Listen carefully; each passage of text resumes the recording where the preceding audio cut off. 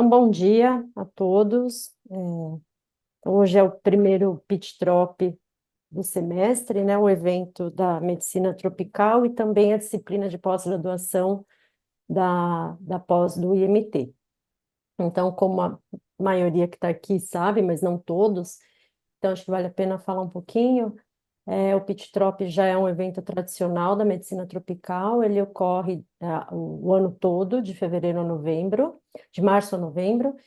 E por ser também uma disciplina, ela é dividida em dois blocos, então o bloco do primeiro semestre e o bloco do segundo semestre, que é a 5.1, 7, e que hoje então está iniciando. A gente vai contar então hoje com um convidado externo, que é a doutora Thelma, que será apresentada pela professora Lúcia Braz. E para quem não conhece, a dinâmica, né, do evento e da disciplina, porque ela acontece junto, é sempre um convidado externo apresentando uma aula, uma palestra de interesse, geralmente em doenças tropicais, mas não sempre em doenças tropicais, é algum evento, algum assunto que seja de interesse para a comunidade científica, para a comunidade da medicina tropical, da faculdade de medicina e das áreas correlatas, as quais os alunos também fazem parte. E após a apresentação do convidado externo, a gente tem a apresentação dos alunos também. No primeiro dia, que é hoje, a gente só tem convidado externo, porque ao final a gente depois vai ter a primeira reunião com os alunos para explicar como funciona a dinâmica da disciplina.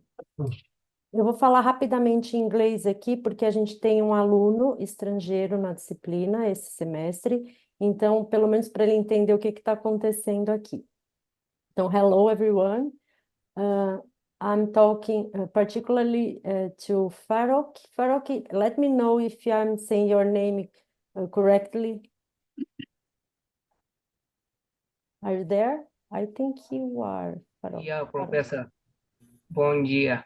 Bom dia, Farok. Eita, How can I say your name, please?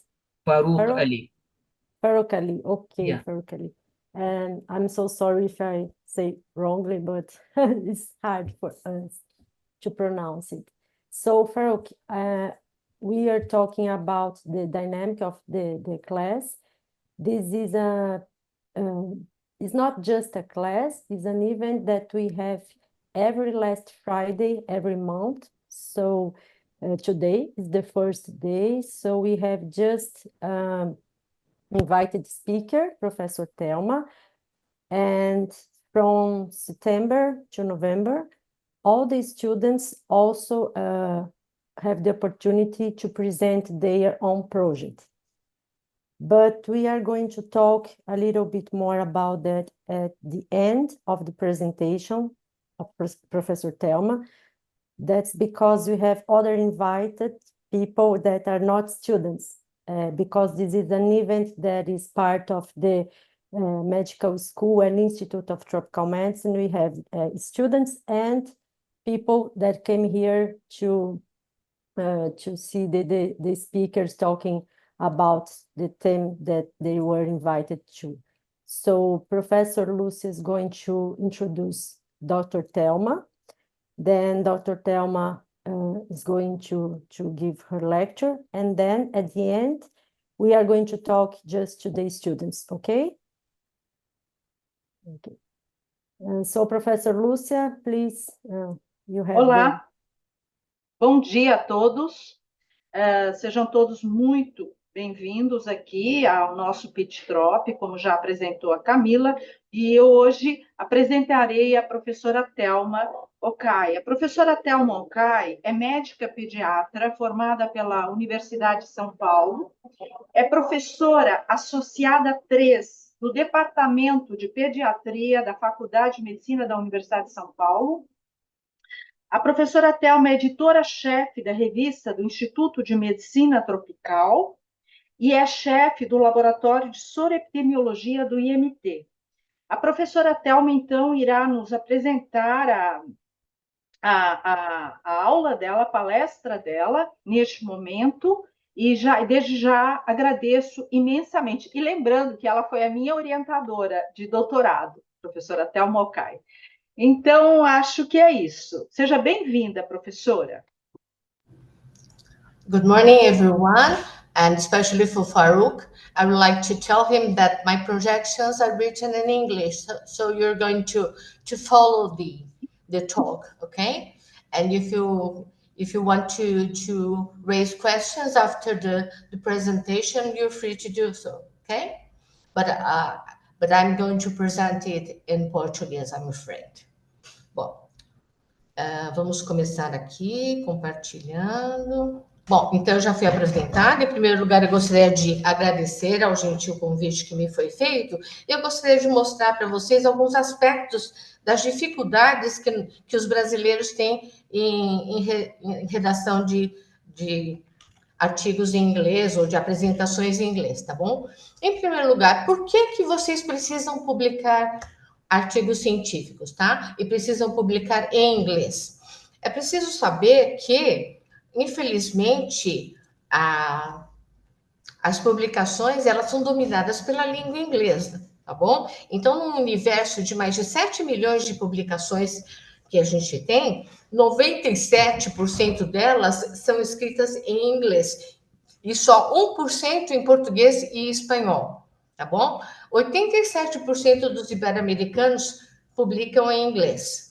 E na nossa área, que é a área de ciências biológicas ou ciências da saúde, 90% dos artigos são redigidos em inglês. É claro que existe um contraponto que é feito pelas ciências sociais. As ciências sociais do Brasil publicam 90% dos artigos em português, tá? Só que nós não somos dessa área, portanto, nós temos que nos adaptar, tá bom? E para que você precisa publicar? Porque você tem que divulgar o que você faz em pesquisa e o que o seu orientador faz em pesquisa, tá bom? Isso vai dar mais visibilidade ao seu grupo de pesquisa, vocês vão conseguir, publicando, vai ficar mais fácil, cada vez que vocês publicam, fica cada vez mais fácil vocês publicarem e alcançarem revistas de maior impacto, porque você vai começar a ser conhecido no mundo de escrita acadêmica e das revistas acadêmicas, tá? Isso vai facilitar não só a sua carreira científica, como vai expandir as suas colaborações nacionais e internacionais, tá certo? Bom, além disso, você publicando, você vai ganhar potencial para conseguir cada vez mais financiamentos bons de pesquisa. Isso é óbvio que vai ser favorável para a sua carreira científica, tá bom? A publicação, ela tem que ser feita logo depois que você conclui o seu trabalho de pesquisa, tá? Mesmo assim, nos programas de pós-graduação, a CAPES concede até 3 anos após a conclusão do estudo, quer dizer, a titulação do aluno, para que a pesquisa seja publicada, é até um tempo bem grande, tá? Bom, quando você divulga o seu trabalho, obviamente você vai ter o seu trabalho avaliado, você vai ter comentários, sugestões, críticas, e todo mundo tem que se acostumar com isso, tá? Para agilizar esse processo, foram criados repositórios de preprint. O preprint não tem a validade de uma publicação, mas é uma maneira de você imediatamente começar a divulgar o seu trabalho, tá? Mas é um texto que começa a ser divulgado na internet, nesses repositórios de preprint, mas esse artigo, esse manuscrito, não passou por uma revisão por pares. Portanto, ele pode ser retirado depois ou ele pode ser publicado, tá bom? Os únicos responsáveis pelo preprint são os autores. As revistas não têm nenhuma responsabilidade sobre eles. E você não deve citar preprints seus em currículo, porque, teoricamente, não é um trabalho publicado ainda, tá? E por que finalmente você precisa publicar? Para você não atrapalhar a sua carreira e a carreira do seu orientador. Eu vou explicar daqui a pouco por quê. Porque o orientador, ele precisa se credenciar em programas de pós-graduação e a cada 4, 5 anos ele se recredencia e ele tem que apresentar um certo número de publicações que vão ser medidos não só quantitativamente, como qualitativamente também. Então, aquela velha máxima de publish or perish, ela é válida, ela ainda é válida, tá? Aonde eu devo publicar? Bom, você vai pensar em publicar pensando nas revistas que você utilizou, os artigos que você utilizou para escrever o seu projeto de pesquisa. Você vai ter uma certa repetição de revistas que você consultou. Essas devem ser as revistas nas quais os pesquisadores da sua área publicam. Então, provavelmente, essas são as mais acertadas para vocês, tá? O fator de impacto da revista, é claro que é importante, não só para você, como para o seu orientador, já explico melhor daqui a pouco. Bom, existem softwares que vão te ajudar a encontrar as melhores revistas para você publicar.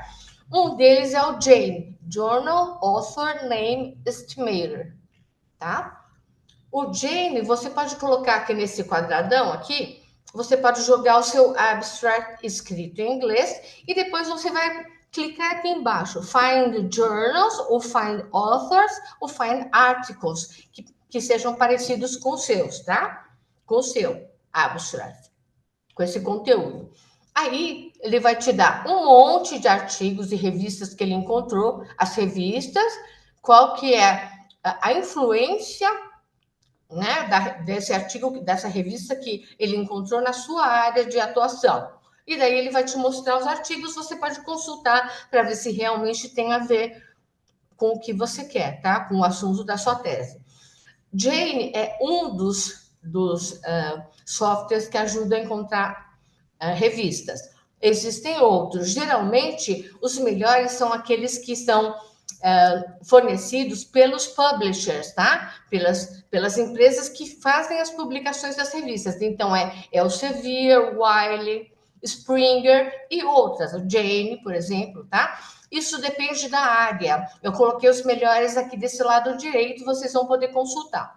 Meu marido, por exemplo, que é engenheiro, ele usa esse I3S aqui, tá? Que não serve para gente, obviamente. Bom, daí eu falei, e por que publicar é importante para a carreira do pesquisador e para o seu orientador? Porque na hora que ele for se recredenciar, ele vai precisar preencher certos critérios de recredenciamento. Um dos critérios é o número de publicações naquele período do último credenciamento. O outro critério é a qualidade dessas publicações. As revistas, elas são classificadas na área de interesse delas e isso depende do que a própria revista definiu. Por exemplo, a revista do IMT, ela é credenciada nas áreas de medicina tropical, parasitologia e doenças infecciosas, tá? A gente pode escolher 3 áreas. Esse jornal de pediatria, que é uma revista editada aqui no Brasil, ela é credenciada nas áreas de pediatria, perinatologia e saúde da criança, tá? Eu vou usá-la como exemplo. Daí a gente vai nesse indexador, o Simago, que vai medir qual é a influência desse periódico, dessa revista, de acordo com as citações que os artigos dessa revista recebem nos periódicos e qual é a qualidade dos periódicos que citaram os artigos dessa revista, tá? Então, por exemplo, o Jornal de Pediatria, ele é classificado em Q1. Cada revista pertence a uma certa área ou a 3 áreas específicas, como eu mostrei aqui. Em cada uma delas, ela vai ser classificada no primeiro quartil, segundo, terceiro ou quarto. Ainda bem que o Jornal de Pediatria é classificado como Q1 na área de pediatria, perinatologia e saúde da criança. Então, publicar nessa revista é uma boa para o aluno e para o orientador. E aqui a gente tem o fator de impacto, obviamente, tem relação com o número de citações, tá? Bom, que outros fatores devem influenciar a escolha da revista na qual você vai publicar? Qual que é o escopo da revista, tá? Aqui no IMT eu já recebi artigos que falavam de genética. Tudo bem, é de pessoas que eu conheço lá da pediatria, mas se não tem nada de doença infecciosa implicada no artigo, como é que eu vou publicar na revista do IMT? Não tem como, né? O fator de impacto da revista, óbvio, deve ser considerado, tá? E eu vou mostrar daqui a pouquinho como a gente calcula isso. Os indexadores das revistas, dos jornais, tá? Por favor, na área de saúde, não escolham revistas que não são indexadas no PubMed, tá? No PubMed, como vocês falam, né? Porque não é uma boa para quem está trabalhando na área de saúde, tá bom? E outras coisas, se a revista tem revisão por pares, qual é o tempo que ela demora para publicar. Eu já tive no passado um artigo que foi aceito numa revista ótima, com um impacto de mais de 6 em cardiologia, só que eles demoraram quase 3 anos para publicar o artigo, que não acontece mais, mas isso é uma coisa que vocês têm que ficar atentos, tá? Qual é a taxa de aceitação dos artigos, tá? Se a taxa de aceite dos artigos dessa revista é de 2%, 8%, talvez você esteja sendo um pouco pretensioso demais de pretender essa revista. Porque, mas pode ser que volte, mas volte com boas revisões. Hoje em dia, o mais comum é que seja rejeitado direto em uma semana ou menos, você recebe de volta falando que você não atingiu as prioridades da revista, tá? O alcance da revista na sua área de atuação, tá? E tomar muito cuidado, sempre consultando as instruções aos autores, quais são as restrições que a revista tem. Cada revista tem as suas, tá? E tomem cuidado para não cair em revistas predadoras, aquelas que prometem publicar seu artigo em menos de uma semana, cobram lá um tanto, mas só que ninguém vai citar essas revistas, tá? E uma vez que vocês publicam, vocês não podem republicar o mesmo artigo em outra revista, tá bom? Um outro aspecto importante hoje em dia, devido ao custo das publicações, é você publicar em revistas que pertencem a sociedades, Sociedade Americana de Pediatria, Sociedade Brasileira de não sei o quê, porque normalmente essas revistas que pertencem a sociedades, elas têm financiamento e elas oferecem não só o Gold Open Access, que é aquele que você paga, 3 mil, 4 mil dólares, e em pouco tempo você tem um artigo visível para todo mundo, tá? Não só quem é assinante da revista. Mas tentar achar revistas que pertencem às sociedades e tem o Green Open Access, que normalmente não te cobram para publicar, só que você deve cumprir um embargo, isso é, o artigo vai ficar não visível para quem não é assinante da revista por 6 meses, 1 ano, sei lá, o tempo de embargo varia, tá? Mas leiam bem as instruções aos autores, porque ontem mesmo eu consultei uma revista que fala de Gold Open Access, Green Open Access, que cobra menos, e daí tem uma outra forma, tá? As revistas estão se juntando para ver se a gente consegue uma terceira forma de publicação, que seria o Diamond Open Access. O Diamond Open Access seria próprio para autores provenientes de países que têm poucos recursos financeiros. Então, esses países fariam parte de uma lista, de acordo com o interesse dos seus governantes, tá? E daí, todo mundo desses países seria isento de qualquer taxa de publicação. Seria ótimo que o Brasil participasse disso, porque o Brasil não participa da maior parte dessas listas de países que têm direito a descontos, pelo menos, tá? Bom, como é que a gente mede o fator de impacto? A gente mede por intermédio do Journal Citation Reports da Clarivate, tá? Eu coloquei aqui o link para vocês. Com esse link, eles jogam vocês para esta tela aqui. Você coloca aqui o nome da revista e ele vai te mostrar onde a revista é publicada, o endereço dela e como que ela tem se desenvolvido ao longo dos anos, qual é o fator de impacto do último ano em que ela foi avaliada e como que ela tem se comportado nos últimos anos. Este é um bom método para você ver se essa revista serve para você, tá?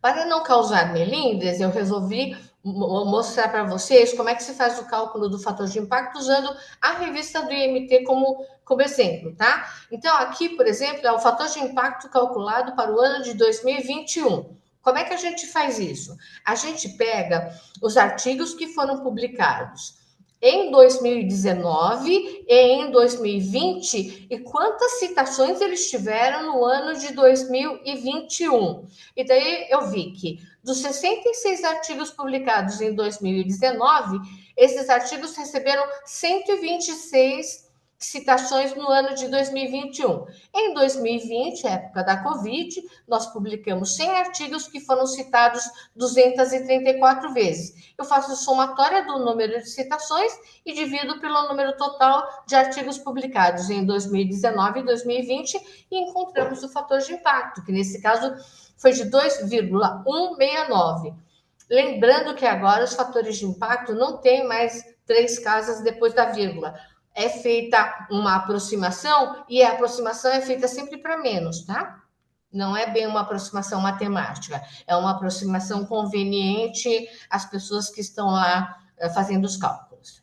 Bom, na verdade, quando você se prepara para apresentar um trabalho em congresso internacional ou para publicar um artigo, você deve saber que existem normas de publicação, não só para teses, para monografias, como para apresentação de trabalhos em congressos e para a publicação de artigos. Isso em inglês se chama conventionality, tá?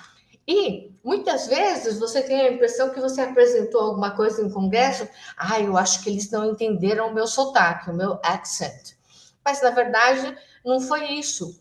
É que pessoas anglo-saxões, as pessoas de países anglo-saxões, eles têm um modo de pensar e eles têm muita dificuldade para pensar fora daquela casinha, entendeu? Então, provavelmente, você não deve ter seguido a convencionalidade da apresentação daquele pôster, daquele trabalho, ou até do artigo. Então, eles acharam esquisito, e daí a pessoa se perde lá, acha esquisito e fica perdida nisso, não presta atenção no que você apresentou. Então, sempre seguir a convencionalidade, tá? A estrutura básica, padrão da escrita de um artigo, ela vai passar pelo título, pelo resumo, abstract, introduction, methods, results, discussion e conclusions, tá? E não sai disso, tá bom? Então, não tente inovar, não tente ser engraçadinho. Você tem que sempre seguir essa convencionalidade, tá? Assim como existem regras para redação de dissertações e teses na USP, para redação de monografias, tudo isso tem regras e você deve segui-las, tá bom? Ainda mais quando você é um novato, tá? A comunicação, ela deve ser sempre objetiva, ela deve ser impessoal, ela deve ser o mais concisa possível, usando linguagem técnica e priorizando informação de pesquisa, tá bom?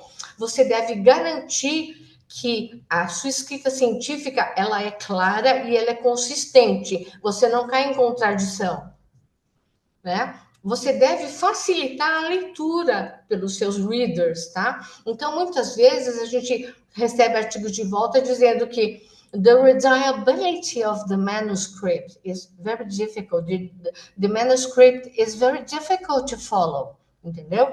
Isso quer dizer que você não está seguindo as regras direitinho e você não está deixando as suas ideias claras para que todo mundo possa entender, tá bom?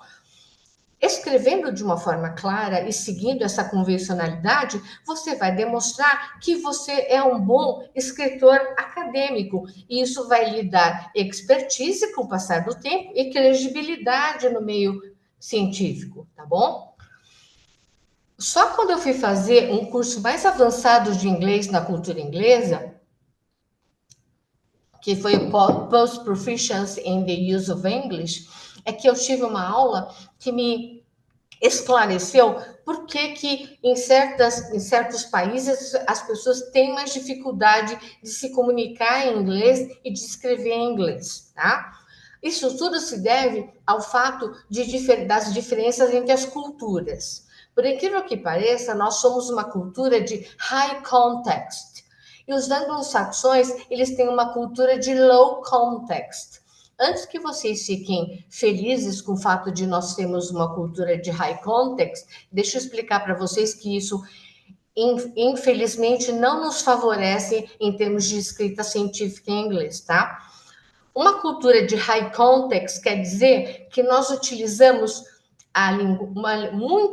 muitas formas de comunicação não verbal. A gente tende a pegar intimidade fácil com as pessoas, mesmo que você as conheça pouco, né? A gente dá muita importância porque não foi dito. Ah, você não falou. Falar, você não falou, Thelma, mas você fez um gestual, você lançou um olhar, você tomou uma atitude ou fez umas caretas que pareciam que você estava insinuando que, tá? Nós que somos uma cultura de high context, a gente tem mania, porque nós somos educados assim, de usar palavras demais para fazer uma comunicação que poderia ser só pontual, tá bom? Então, às vezes a gente coloca um substantivo e coloca 3 ou 4 adjetivos antes, quando na verdade você tem que escolher bem e colocar um só, tá? Então, não existe essa história para anglo-saxão de mas estava sugerido, ou está implícito ou não está implícito. Então, a linguagem aqui, infelizmente, a nossa cultura tem uma linguagem mais conotativa, que eu exemplifico aqui. O coração, para anglo-saxões, é o órgão que bombeia sangue para o organismo. Para nós, não. O coração pode ser, você faz coraçãozinho quando você gostou de alguma coisa, se você quer dizer que você gosta de alguém, né?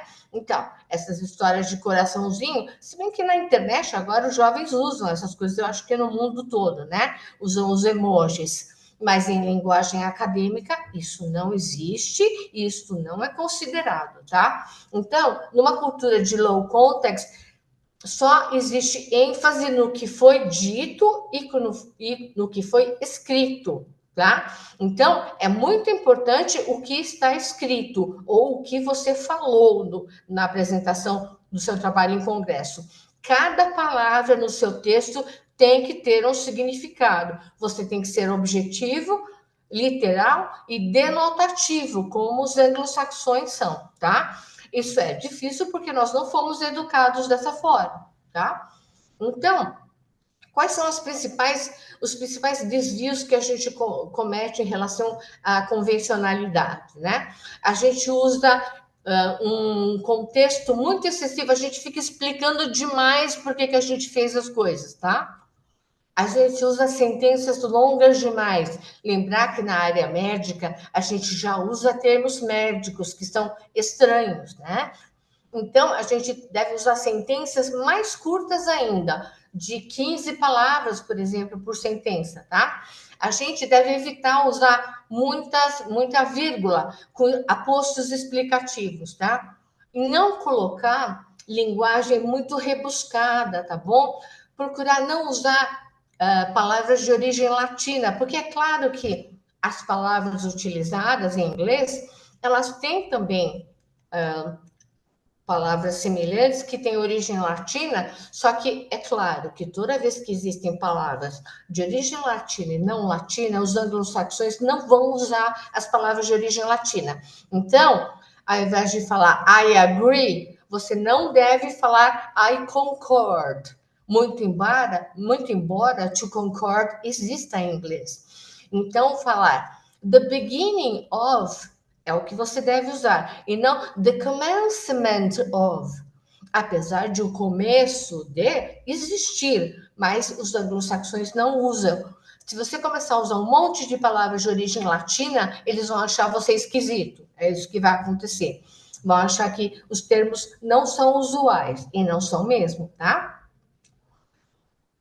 A distribuição da informação nas sentenças, ela tem que seguir uma ordem convencional. Então, por exemplo, em linguagem científica não existe nem sujeito indeterminado, nem sujeito oculto. Então, a primeira coisa que você deve explicar é quem é que está fazendo o quê, tá? Tá bom?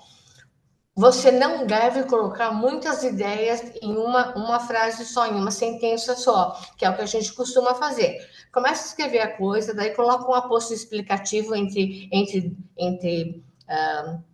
vírgulas, daí coloca outra ideia, mais um exposto explicativo para explicar a segunda coisa, e daí fica uma confusão, tá bom? Então, você deve evitar isso. Mas ficam frases curtinhas, um monte de frases, é assim mesmo que tem que ser, tá? A gente não deve usar muitas ideias, porque senão a gente vai acabar usando muitos conectivos para tentar ligar as sentenças que você está escrevendo e colocar tudo num parágrafo só, tá bom? Em português, a gente tem uma tendência a usar a voz passiva mais frequentemente do que em inglês, tá? Lembrar que quando eu uso voz passiva, eu vou precisar usar mais palavras. E lembrar que hoje em dia você tem que escrever um artigo completo em 3.000, no máximo 4.000 palavras, tá? Então, usar voz passiva, que é o present perfect, past perfect, né? It has been described that. Então, em artigos você deve usar presente e passado, de preferência, tá bom? Para fazer o seu texto ficar mais curto. Não usar palavras desnecessárias, tá? Isso é super comum. E não pegar, escrever em português, colocar no Google Translator ou mesmo no ChatGPT e achar que tudo vai ficar uma maravilha, porque o que vai acontecer é que normalmente vai ficar português English, um inglês que a pessoa vai entender as palavras que estão escritas, mas vão achar esquisito, tá? E como é que a gente que foi educado numa cultura de high context se adapta a essa situação? A gente tem que virar um detetive de linguagem. Então, o que você tem que fazer? Você tem que prestar atenção quando você está lendo as coisas. Não importa se você está lendo artigos, lendo livros, assistindo filmes, lendo jornais, você tem que prestar atenção no que está sendo escrito e quais são as particularidades. Então, tem coisa que não adianta reclamar. Você vai ter que saber. Ah, mas como é que eu sei que é assim? Você sabe que é assim porque você leu e você incorporou a ideia de que é assim. Então, você vai falar, eu fiz um curso. What? Você vai falar, I made a course. I will make a course. Não, I do a course. I did a course, tá? Você tem um pequeno problema, você vai falar small problem? Não. Big problem você pode ter. Small problem você não pode. Você tem um minor problem. Quem vai cortar o cabelo não vai falar, eu cortei, eu vou cortar o cabelo. Você vai falar, eu tive o cabelo cortado. I have my hair cut, tá? Porque é assim em inglês, tá bom? A gente tem que aprender com exemplos, né? Tá bom? Você tem que tentar dar o máximo de informação com poucas palavras, tá? Você tem que ler muito e fazer anotações. Monta um caderninho onde você vai criar um banco de dados de expressões que você vai reciclar. Expressões, por exemplo, que você vai usar para escrever uma frase e depois para contrariar aquela primeira frase. However, né? Você vai colocar on the contrary, conversely. Então, você vai anotar todas essas expressões, tá bom? Tente não escrever em português e depois traduzir para o inglês. Você deve tentar já escrever em inglês, tá bom? É claro, porque normalmente quem não tem muito conhecimento de inglês não vai conseguir perceber quando o software de tradução que você usou, ele está usando português e inglês, tá? Bom, você tem que tentar utilizar aquelas expressões que são as utilizadas para introduzir as coisas, para dizer o que é conhecido, para contrariar ideias, tá? Para mostrar coisas que se contrariam. Por exemplo, numa discussão de artigo, você vai dizer quem achou coisas que concordam com o seu estudo e quem achou coisas que discordam do seu estudo. Existem frases e expressões próprias para isso, tá? É claro que você pode usar o Google Translator e o ChatGPT como um auxílio, mas tente não usar para escrever artigos inteiros, porque vai dar problema e os editores de revista já têm como detectar esse tipo de situação, tá bom? Leia as instruções aos autores. Vocês acham chatíssimo? É chato, mas tem que ler, porque as revistas fazem de propósito para ter algumas coisas particulares daquela revista só para perceber quando aquele artigo já foi submetido a um monte de revistas. A gente percebe, porque os autores não mudam nada e mandam direto para a gente. Daí você percebe que não está de acordo com as instruções da nossa revista. Portanto, já é um artigo reciclado, né? Que já passou por várias revistas já rejeitaram aquele manuscrito, tá bom? É o que nós, editores, chamamos, esse artigo está fazendo journal shopping, tá bom? E só para obrigar os autores a serem mais concisos, agora é muito comum que as revistas peçam para vocês sintetizarem ideias em 3 a 5 bullets, que não podem ter mais do que 80 a 90 caracteres, tá? Dizendo o que já existe, o que o seu trabalho vai adicionar ao que já existe e que contribuição os seus resultados trazem para aquela área do conhecimento, tá bom? Muitas vezes eles pedem um graphical abstract ou eles fazem assim, key points. Você tem que mostrar o assunto em 2 linhas, né? O que você encontrou em 4, no máximo 5 linhas, e o que isso quer dizer em 2 linhas. Ou um summary, o que já é sabido desse assunto, o que você está adicionando a este conhecimento e quais são as implicações e as perspectivas que o seu trabalho traz. Se vocês tentarem resumir isso antes de começar a escrever o artigo, isso vai ser muito útil para vocês serem mais concisos, tá bom?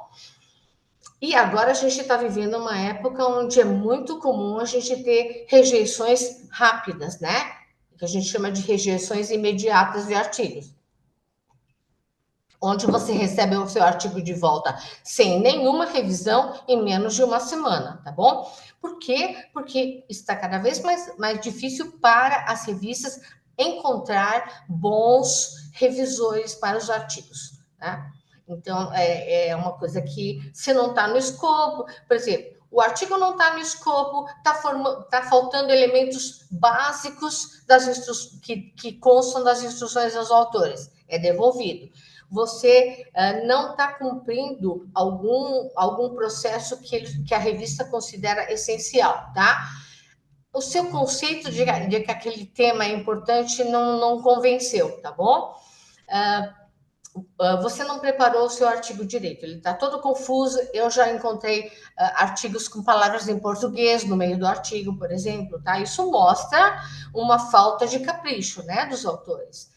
A revista está super assim lotada de artigos, de submissões, então quando eles percebem que tem alguma dessas coisas, eles já devolvem direto, tá? Todas as revistas passam os artigos por um software antiplágio. E dependendo do que eles encontram, também é rejeição direta, tá? Lembrar que o plágio pode ser um autoplágio, isso é, você copiou uma parte inteira do material e método de um outro artigo seu que já estava publicado. Isto é considerado autoplágio, isso é considerado provavelmente que você está fazendo um fatiamento, né, do seu estudo, publicando cada pedacinho de uma vez e repetindo partes, tá? Isso é considerado uma atitude que está faltando a ética de publicação, tá? E cada revista tem direito de criar suas próprias normas de publicação. Portanto, eles podem simplesmente devolver dizendo, olha, o seu artigo não atingiu a prioridade necessária para os artigos que são publicados por nós. E isso é super comum, tá?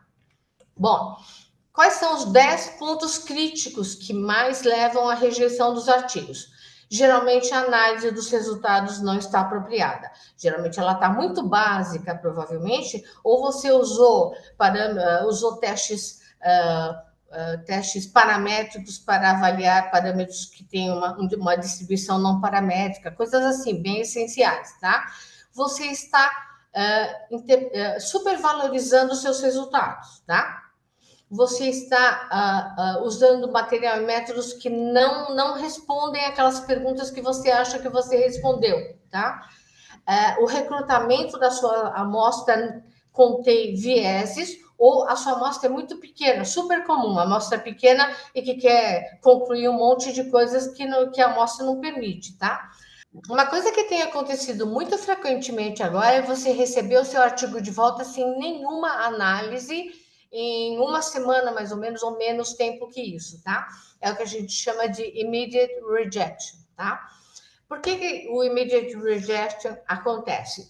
Porque o seu artigo não está no escopo da revista, porque ele não estão faltando elementos importantes no seu artigo, então você não está seguindo as normas de instruções aos autores, a gente percebe isso, tá? Você tem algum problema técnico, tá bom? Por exemplo, nos métodos, a ideia do seu artigo, ela tem um conceito que foi considerado não convincente pela revista, tá? Você não preparou o artigo de acordo com as instruções aos autores, a revista pode estar sobrecarregada de submissões, então, quando eles veem que existem esses problemas, a rejeição é direta, tá? Lembrar que todas as revistas, elas são obrigadas agora, logo que elas recebem o artigo, elas têm softwares anti-plágio, passam o seu artigo no software anti-plágio e percebam que mesmo quando o problema é self-plagiarism, que é você copiou a parte de material e métodos ipsis literis de um artigo que você acabou de publicar. Isso também é considerado uma infração ética, tá? O self-plagiarism. E isso também demonstra para o editor da revista que provavelmente você está fazendo um fatiamento do seu estudo em vários trabalhos. Ao invés de publicar todos os dados em um grande estudo, você vai fatiar em 4 pequenos estudos para poder ter mais artigos publicados, tá? E isso pode depender, a rejeição imediata, de normas específicas de cada revista, tá? Isso é possível. Quais são os 10 pontos críticos que mais levam à rejeição de artigos? Primeiro, você utilizar uma análise estatística errada, incompleta, que não serve para a análise que você realmente quer fazer. Ou você está interpretando, dando um valor excessivo aos resultados que você encontrou. Por exemplo, você tem uma associação dos seus resultados com um certo parâmetro e você já começa a falar dessa associação como se fosse uma relação causa-efeito, tá? O seu material e métodos não está adequado, você está usando um método que não é adequado para aquilo que você acha que você encontrou. A sua amostra, ou ela teve um recrutamento, um jeito de ser, de fazer a inclusão de pacientes que possuem vieses, ou a amostra é pequena demais, isso é super comum, e não permite que você conclua o que você concluiu, tá? O texto está muito difícil de ler, tá? Você não deixou o tema que você está estudando suficientemente claro, a importância desse tema, tá? Você colocou os seus resultados de uma forma que não convenceu, que não está consistente, tá bom? A sua revisão de literatura e as suas referências bibliográficas estão incompletas, ultrapassadas, não são adequadas para aquilo que você está estudando, você não apresentou dados suficientes para fazer as afirmações que você fez, e você mostra tabelas que não estão boas, que tem problemas, tá? É muito comum a gente receber tabelas em português, né? E figuras fora de foco, pequenas demais, tá? Isso também é super comum, tá bom? Quando um jovem pesquisador ele recebe o primeiro artigo rejeitado, porque isso a gente se acostuma, com o tempo a gente cria uma casca grossa, né, para esse tipo de situação. Ele primeiro vai passar por uma fase, como se fosse uma fase de luto quando você perde um ente querido, tá? Ele vai passar por uma fase de denial, né? Não é possível que o meu artigo tenha sido rejeitado. Ele estava tão sensacional, como é que pode, gente? Essa revista é uma porcaria, não é possível. Depois ele vai passar por uma fase de raiva, né? Ele vai ficar com raiva de ter feito o trabalho, com raiva do orientador, com raiva da revista, com raiva do instituto e com raiva de tudo. Aí ele vai evoluir para uma fase de barganha. Bom, eles reclamaram de 5 coisas. Será que se eu arrumar 2 coisas em meia, eu posso ressubmeter, o restante eles deixam passar? Ou ele cai numa depressão, o que é muito comum, né? Nessa geração. o que é muito comum nessa geração, daí ele não quer saber de mais nada, não consegue nem olhar para o artigo que dá tristeza nele, até que ele atinja a fase que a gente espera que ele atinja de aceite, tá? E daí o que ele vai fazer quando ele aceita que o artigo foi rejeitado? Ele vai fazer as mudanças e ressubmeter ao mesmo periódico, ele faz mudanças e submete a um outro periódico, ou ele não muda nada e submete a um outro periódico se ele achar que ele está certo e a revisão que ele recebeu está errada, tá? Prestem bem atenção, que isso geralmente não é o correto. Bom, o que ele não deve fazer? Descartar o artigo e nunca mais olhar para ele e gavetar, tá? Por favor, não optem por essa ideia de engavetar o artigo, porque você estará sendo extremamente antiético, porque para fazer o trabalho, você perdeu tempo, o seu orientador perdeu tempo, foi utilizado recurso para comprar as coisas, podem ter sido utilizados animais, e se você não divulgar o seu tema de tese, você vai estar sendo antiético, você gastou dinheiro à toa num país que não é rico, né, gente? Tá? E você pode escrever uma carta de apelação, tá?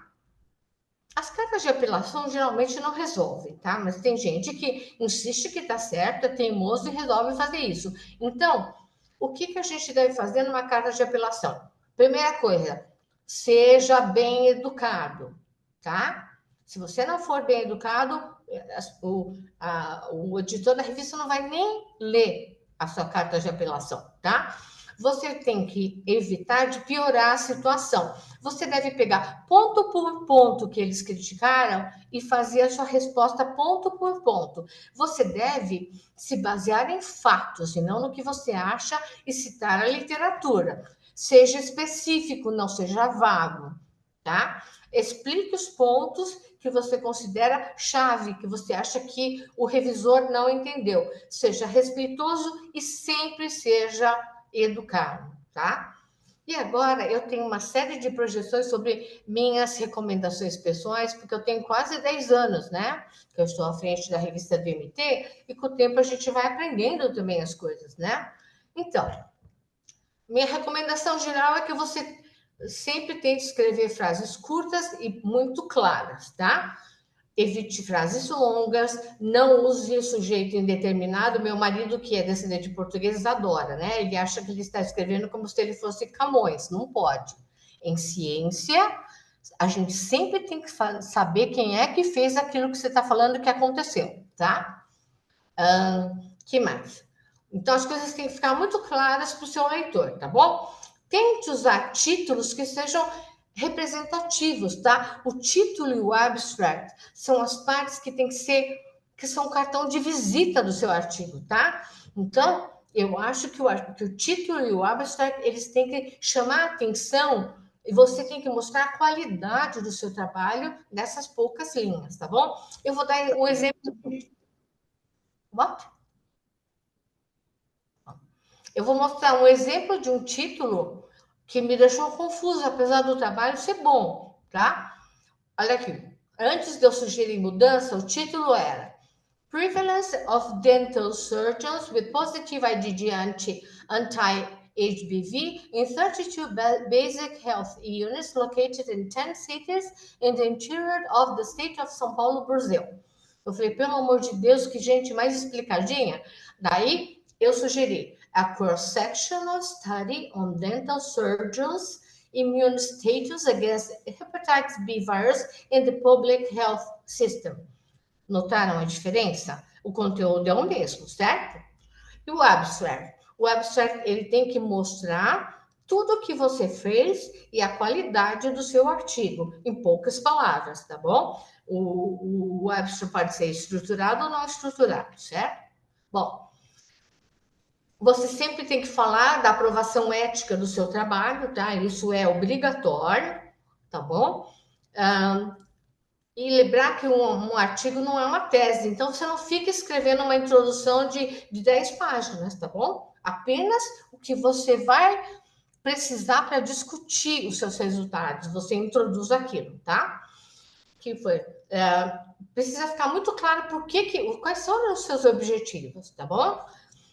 O N, você tem que dizer como que você calculou o N, ou se você não calculou, no que você baseou para ter um N pequeno, tá bom? E demonstrar que você tomou as medidas de precaução para que você não tenha vieses no seu estudo, tá? Você geralmente precisa de um grupo controle, só que você pode não ter um grupo controle, então você pode usar um controle histórico, por exemplo, se o delineamento do estudo que você encontrou for o mesmo do seu, tá? A parte metodológica é um problema, porque ou as pessoas explicam de mais ou de menos, tá? E ficam usando palavras em português traduzidas. Então, ao invés de falar em sensitivity, fala em sensibility. E a gente fala, por exemplo, em ELISA, o branco da reação. E daí coloca the white of the reaction, tá? Ou coisas imprecisas. Se você estudou animais, você sabe quantos animais você utilizou em cada grupo. E daí você coloca around 20 mice were infected, não é uma coisa cabível, certo? Você usar palavras diferentes para se referir à mesma coisa. Então, se no seu artigo você está falando, está trabalhando em biologia molecular e você chama os primers de primers, então eles são primers do começo até o fim. Tem gente que fala primer, depois é oligonucleotide, sabe? Ou várias versões disso. Isso só serve... mas eu não tenho que variar? Não, tem coisa que você não tem que variar, porque senão você vai deixar o seu leitor confuso, tá bom? E você tem que pensar que quando você tem, principalmente quando você tem amostras pequenas, não ficar falando que 2 casos em 15 você tem 13,3%, 13,33%, tá? No máximo você vai poder dizer que 2 em 15, em 2 de 15 aconteceu tal coisa, tá? Porque senão você está overestimating, né, os seus resultados, tá bom? Que mais? Tabelas e figuras. Geralmente eu recebo tabelas que não são tabelas, porque tem aquelas barras do lado, né? Tem porcentagens em inglês. As figuras estão fora de foco. Isso é super comum. No começo eu achava, nossa, eu que não estou enxergando direito, mas não é não, tá? A discussão, você não pode repetir os resultados, que é super comum isso também. Na discussão você mostra se o que você encontrou combina com a sua hipótese ou não. Quem na literatura concorda com você e quem discorda. É isso, tá? E também você tem que falar das limitações do seu estudo nas discussões. Nas conclusões, você tem que se basear no que você encontrou, não ficar supervalorizando o que você encontrou. E, por favor, não fiquem falando que further studies are needed to conclude on the subject, porque senão o editor vai achar que, bom, então, se ele não dá valor para o trabalho dele, a gente também não vai dar, tá bom? Ao invés de falar isso, você pode dizer no que o seu trabalho fez o assunto progredir e como é que você sugere que isso continue, tá? E o que você pode fazer, então? Tente escrever, tá bom? Se você mandar um artigo para correção de inglês, se o seu orientador puder pagar, ótimo, mas quando chegar a correção, compare a correção com o artigo que você enviou e aprenda com as correções que foram feitas. Se você tiver condições financeiras, faça curso de inglês, sim, porque isso é um investimento que você está fazendo para a sua vida e para a sua carreira, tá bom? Eu sei que vocês assistem um monte de coisa em Netflix, então, gente, procurem assistir tirando as legendas, tá? Procurem se habituar com vários sotaques diferentes, tá? Porque você ouvir um americano falando e um inglês falando, ou um australiano, um neozelandês falando, são coisas totalmente diferentes, tá bom? Depois de muitos anos de experiência, o que eu cheguei à conclusão? Eu cheguei à conclusão que quem não escreve direito em inglês, provavelmente não escreve direito em português também. Por que isso? Porque falta leitura, gente. Tá? Hoje em dia, vocês não têm paciência nem de ler e-mail, né? A gente só consegue se comunicar aos alunos pelo WhatsApp sem escrever muita coisa, né? Uma linha no máximo. Então, eu sugiro que vocês comecem escrevendo coisas pequenas. Brief communications. Médicos devem tentar escrever case reports, tá? Lembrar que Ah, eu tenho dificuldade porque eu não sou médico. Não, na verdade, médicos vão ter dificuldades para escrever artigos sobre Next Generation Sequencing, por exemplo, bioinformática, enquanto vocês vão ter mais facilidade nisso. Ao contrário, quem não é médico vai ter mais dificuldade de escrever case reports, tá bom? De qualquer forma, sempre pensar que você deve tentar compreender e utilizar os jargões específicos da área, tá? A qual você pertence, tá? Tente, quando você escreve alguma coisa, peça para os seus colegas lerem, peça para outros pesquisadores lerem, sabe? Quem tem a mesma experiência que você, ou mais experiência que você, vai poder te dar boas dicas, tá bom?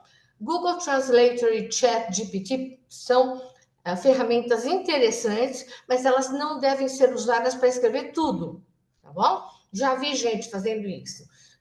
Pede para o ChatGPT, olha, eu tenho dados sobre tal coisa e eu gostaria que você preparasse um artigo sobre tal coisa. Ele vai preparar, mas provavelmente ele não vai ser, ele vai ser um pouco shallow, ele vai escrever de uma forma assim, não muito precisa e não muito profunda, com a profundidade que você vai precisar, tá bom?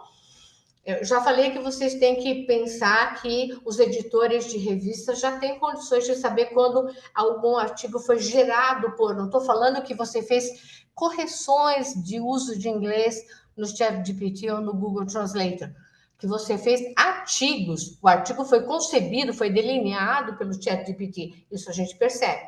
Procure manter seu currículo Lattes e seu ORCID sempre direitinho atualizado, tá? E como tudo na vida, gente, quanto mais você praticar, mais você vai melhorar. O seu objetivo deve ser de se tornar um researcher. Isso é, você é orientado por pesquisa, você é eficiente e efetivo. Vocês vão ver aqui embaixo que uma coisa não é a mesma que a outra. Você é científico, você está sempre bem atualizado sobre a área que você está estudando. Você é ativo, você não fica esperando o seu orientador levantar a bibliografia e te mandar os artigos que ele selecionou. Você tem muito recurso, você, sabe, consegue discutir, você tem conhecimento, você é criativo, você é honesto, é óbvio, né? Tem que ser. Você é econômico. Bom, esse E aqui eu ainda não preenchi direito, tá? Mas eu estou me esforçando. E você é confiável, você tem que ser, tá bom? Se você não confiar em você, ninguém vai conseguir confiar, não é? E não importa qual seja a sua intenção escrevendo artigos científicos ou fazendo apresentações em inglês. Lembrar que você pode fazer, é uma questão de você tentar. O que eu percebo é que os jovens hoje em dia, quando eles acham que alguma coisa é muito difícil, eles não querem nem tentar, mas a gente precisa, tá? Tá bom? Porque senão a coisa não vai para frente. Senão vocês vão ter sempre que contar com alguém que escreva as coisas maravilhosas que vocês encontraram, tá bom? E era isso, gente. Muito obrigada. Thank you for having me. Obrigada, professora Thelma, muito obrigada pela apresentação, pela excelente apresentação, né? E nós vamos abrir agora para perguntas.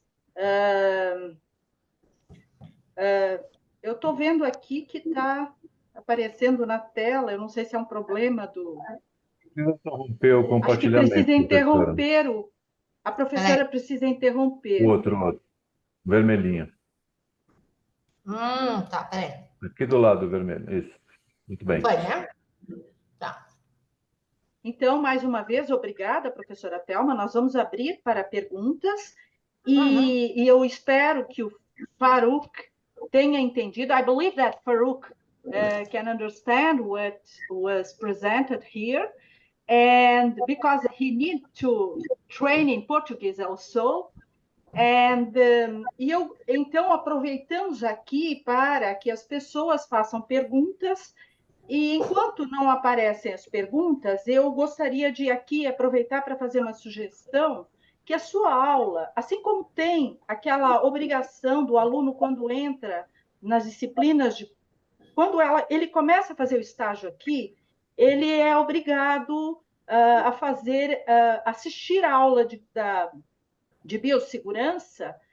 Eu acredito que essa ideia de escrita científica que entre como um aviso que, ao final do trabalho dele, ele precisa publicar, porque eu percebo que muitos pesquisadores têm tido problemas com o fato, termina o trabalho, às vezes o aluno engata outra coisa e aquele artigo não sai, e ele tendo assistido a essa aula, se essa aula pudesse ficar no sistema e fosse um pré-requisito também, para que ele entendesse que o trabalho, que o projeto dele, ao final, ele tem que ser apresentado como uma publicação científica e que ele pode seguir essas regras todas que a professora Thelma apresentou aqui, os cuidados que ele precisa ter com a publicação dele. Então, é uma sugestão. E eu gostaria de te perguntar o seguinte, professora Thelma, qual a sua opinião sobre os pré-prints? E quais são os problemas que podem ter surgido daí? Qual a sua opinião a respeito?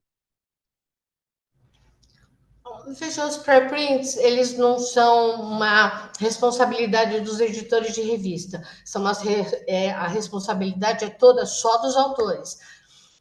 Os artigos que a gente vê em pré-prints estão mal escritos, estão bem descabelados, assim, então não necessariamente aquilo vai ser publicado. O que a gente viu, e o Carlos da revista, ele pode dizer com mais propriedade, é que os pré-prints, principalmente aqueles publicados na época da Covid, a maior parte acabou não sendo, dos trabalhos acabaram não sendo publicados. É normal que uma porcentagem desses pré-prints não sejam publicados. Mas as grandes revistas, aquelas que têm elevado fator de impacto, por exemplo, a Science, ela exige para que o artigo entre no processo de revisão por pares, que ele já tenha ficado num repositório de pré-print por pelo menos 6 meses. E eles avaliam que comentários, críticas e sugestões foram feitas.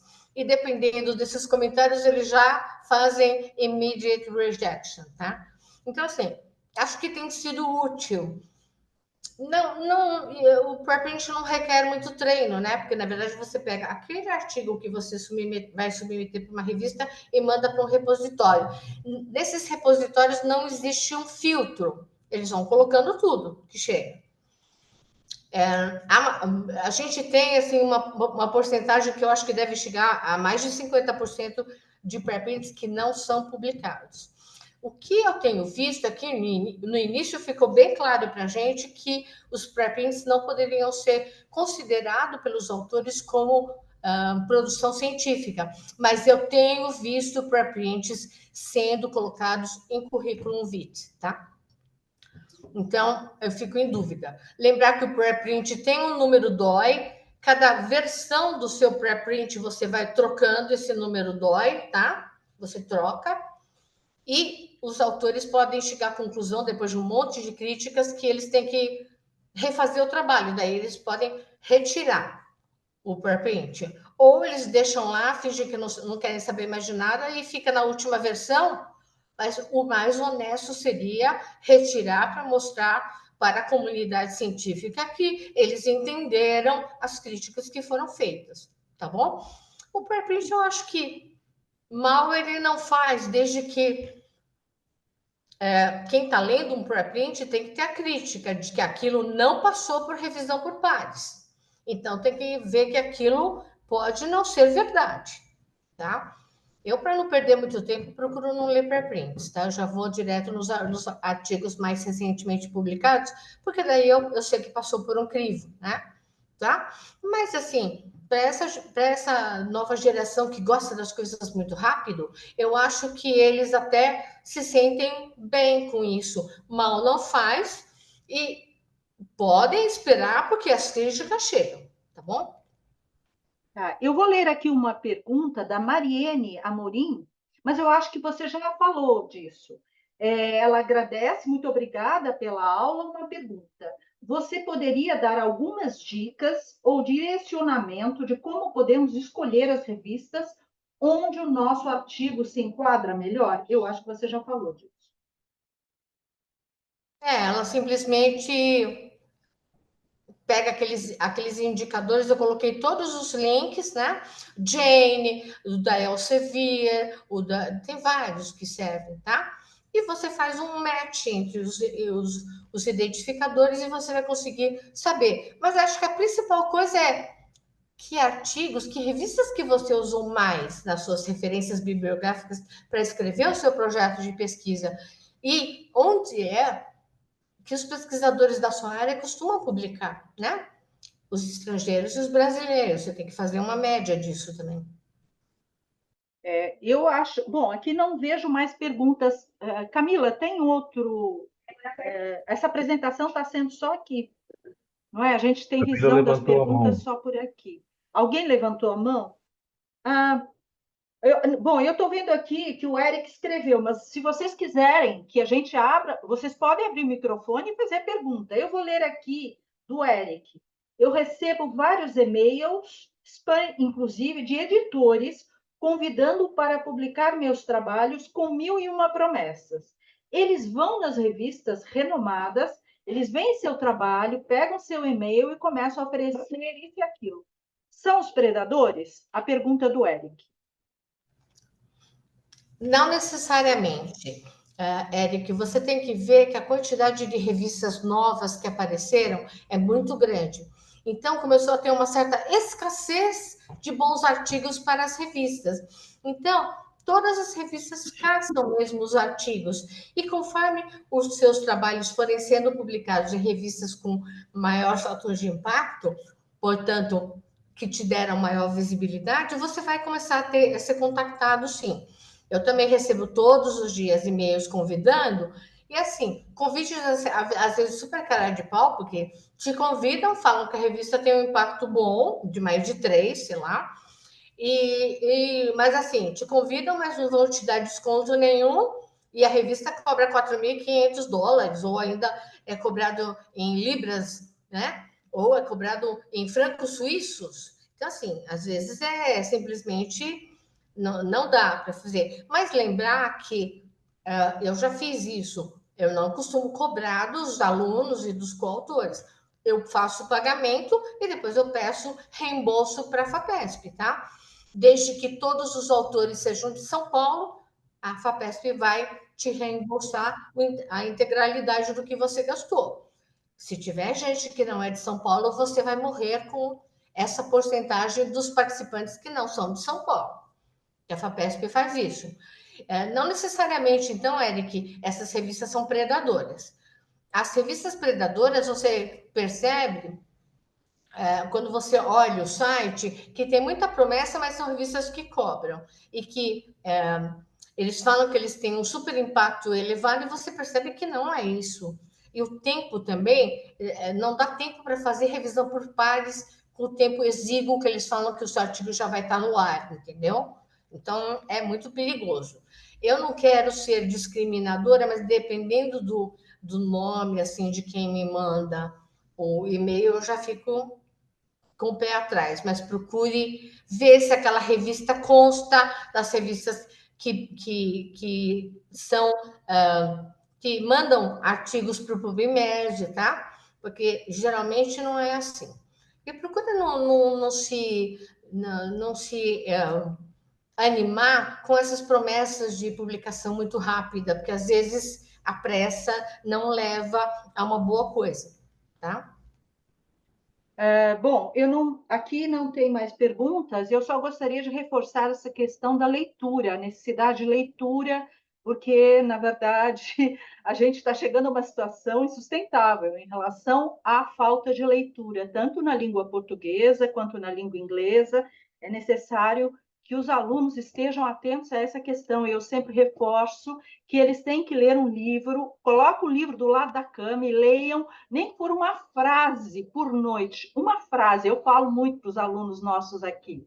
Você abre esse livro, Agatha Christie, coloca a Agatha Christie, se você gosta da Agatha Christie, do lado da sua cama e leia uma frase que seja.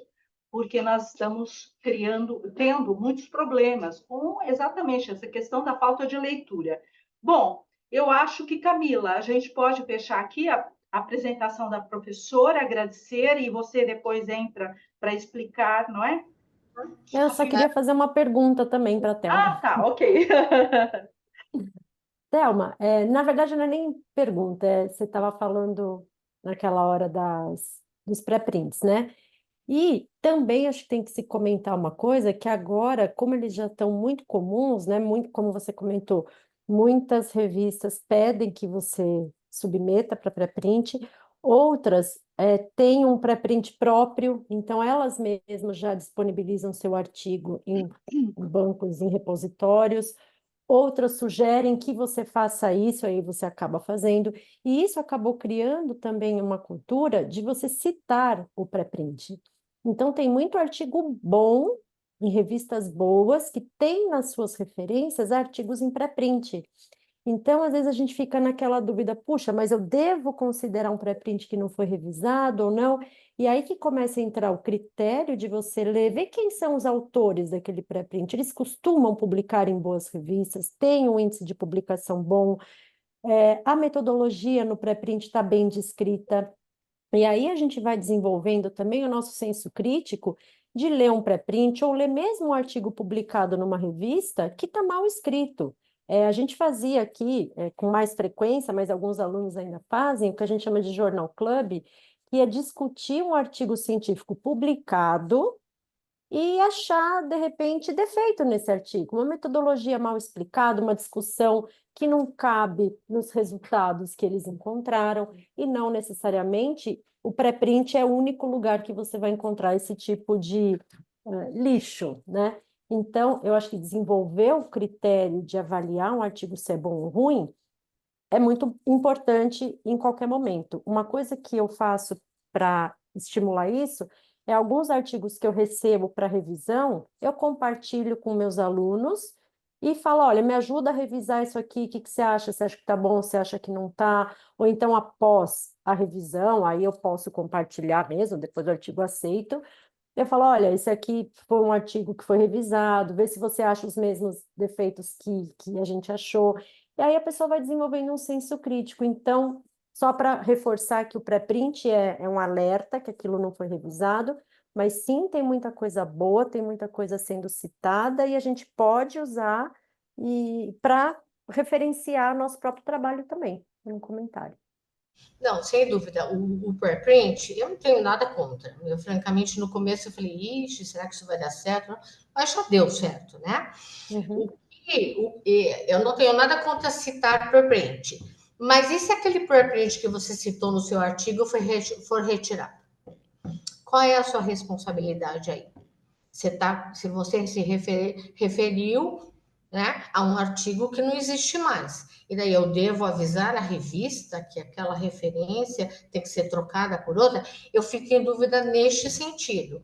No final, eu acho que isso acontece sempre e que ninguém está nem aí com o que aconteceu e pronto, foi retirado, coisas que acontecem na vida, tá? E Mas pode ter acontecido com um artigo de revista revisada, com um artigo retratado, e aí você citou, então a gente está sujeito a isso, né? a gente está sujeito. Então, já temos que ficar cientes de que isso acontece mesmo.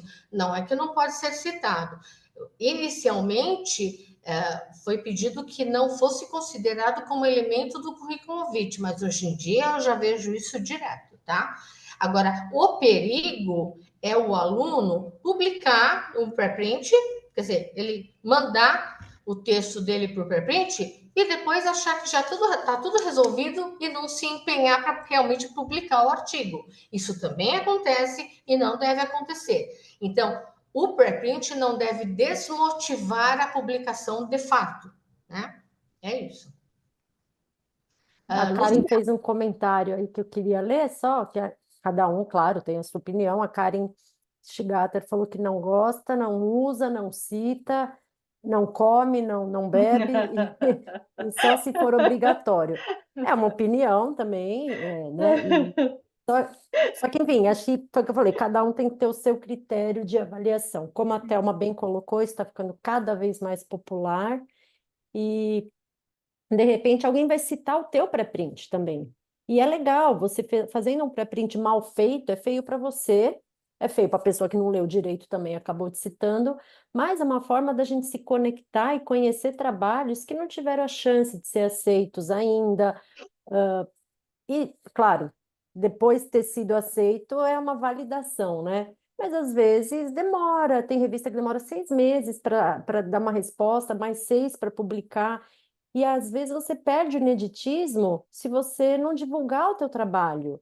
Quando você vai ver, alguém já fez aquilo, ainda mais se for numa área que é disputada, que é concorrida. Pô, teu trabalho está em avaliação, a gente está com um problema desse com o Oropochi, o trabalho está em avaliação já na segunda rodada de revisores, e nessa semana saiu uma carta a um editor na Lancet falando a mesma coisa que o nosso Ai, artigo, que ai, está em revisão. ai, ai. Então, assim, se já está em pré-print, beleza. Se não está, bom, perdemos o ineditismo com o artigo já pronto. São coisas que acontecem, sempre aconteceram e vão acontecer, mas eu acho que o pré-print também garante que você estava na briga ao mesmo tempo que outro autor. Principalmente porque a gente no Brasil, e todo mundo aqui que trabalha com pesquisa, tem a noção de que é difícil pra caramba chegar um reagente no tempo certo, uma agência de fomento aprovar teu projeto no tempo certo. Então, a nossa cultura de rapidez em publicação não é igual a, de repente, laboratórios mais competitivos em países desenvolvidos. Então, qual é a nossa forma de marcar nosso território? É quando a gente consegue fazer um trabalho em tempo hábil, divulgar. Então, a minha opinião é que a gente deveria fazer isso. Karen, se você quiser abrir o microfone para comentar ou não, enfim, você fica à vontade. Eu só vou, acho que também, como a Eu Luísa, acho que fechar o tempo para o último comentário, porque a gente tem que continuar a disciplina aqui. Mas a Karen tem chance de. você está me escutando? Sim, Sim, Eu acho que no caso do Covid foi muito importante, né? Principalmente na época da pandemia e ter os resultados assim apresentados bem rapidamente, que podem ser ainda aplicados, né, para a pandemia. Isso, o pré-print com certeza foi muito importante. Mas em outras pesquisas, bom, o Oropuxo, obviamente, também, né? É uma situação de epidemia, mas em outras pesquisas que não precisa desse imediatismo, eu não costumo, não recomendo, na verdade. Eu sou editora de várias revistas, sou editora da PLOS, da Actatrópica, da Insects, que é a MDPI, e quando tem pré-print, a gente já não vê com bons olhos, na verdade. Principalmente se o pré-print está lá há muito tempo, e o cara já deve ter passado aquela publicação por várias revistas. É ok. isso. É isso, Camila. Também isso. pode ser um indicador, né? Um pré-print há muito tempo e que não foi publicado, é um indicador que ele tem problemas, né? Mas, Lúcia, Bom, será que o Faruque quer fazer alguma pergunta? Ele é o quê? tá. Ele fala francês? Paquistão. Farouk, would you like to do some question here? Farouk? Eu não. Ok. Portanto, eu vou reforçar aqui o agradecimento à professora Thelma pela excelente aula, e então a Camila dá continuidade aqui. Desculpem o barulho aqui da ambulância. Infelizmente, o próximo palestrante não pôde estar aqui hoje, ele teve um problema de saúde, então a gente agora vai pedir que os alunos somente fiquem na disciplina. A gente agradece a presença de todos, pode parar a gravação, Almir, a gente agradece a presença de todos, pedimos desculpas pela ausência do professor Glauber, ele se comprometeu a vir num outro momento.